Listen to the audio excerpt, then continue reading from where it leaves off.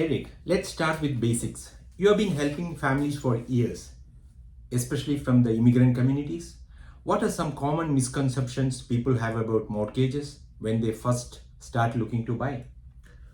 One of the major misconceptions out there that I've seen is that you have to put 20% down on a purchase. Back in the day, in our parents' generations, down payments were higher, but things have changed. Yeah. You can put a low down payment down on a purchase. There's different financing types. You could do a conventional mortgage, which allows you, if you're a first-time home buyer, to put down as little as 3%. And to qualify, a first-time home buyer is deemed as a person that has not owned a home in the last 3 years. If for some reason that person has already bought and is looking to buy a new residence on a conventional loan, they could put as little as 5% down. And then there's other programs out there where if, let's say, there was challenges with the income was light or the credit may be subpar, or let's say the debt is great that makes the income unable to support it. With a conventional loan, there's FHA, which allows as little as 3.5% down on the purchase price.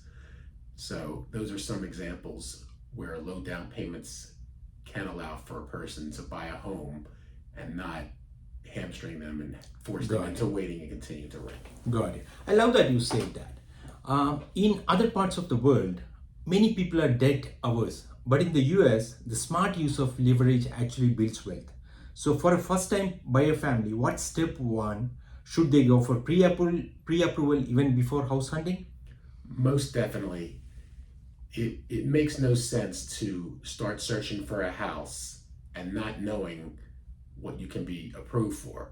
It's a twofold process. Not one, you want to make sure that you can be approved based on what you're buying. That has to consider associated taxes.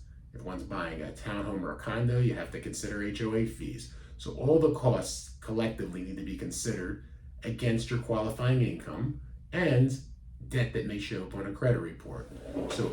And then there's the second piece of the process, which a lot of people may not have an appreciation of: affordability, meaning you may qualify to pay $3,000 a month, $335, $400, $4,000 a month, but is that practical for your situation? Everybody has their own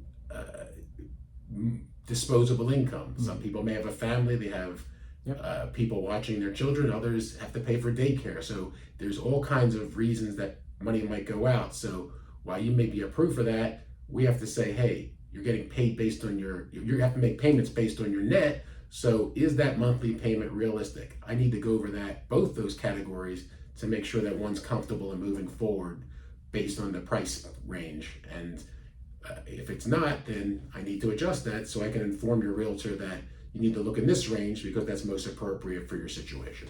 Got you. So many of my clients are IT professionals or healthcare workers, H-1B or green card holders who are new to credit. What kind of documentation or credit history do they need to qualify for a loan? Credit scoring is huge in this country.